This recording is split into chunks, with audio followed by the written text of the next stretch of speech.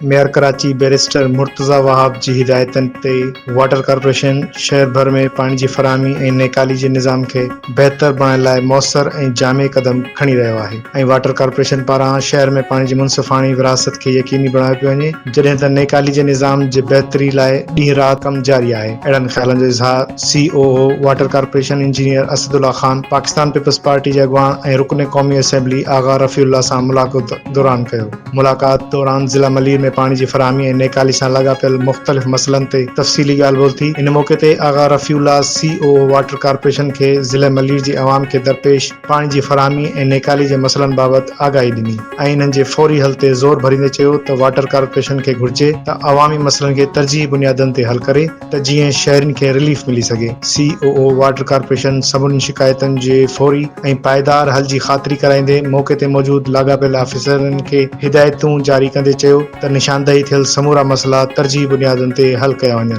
मुलाक़ात दौरान town chairman Malir जानवर बलोच, चीफ इंजीनियर सैयद मोहम्मद एजाज, मोहम्मद ज़ाहिद, तनवीर शेख ऐं ॿिया लाॻापियल अमलदार पिणु मौजूद हुआ।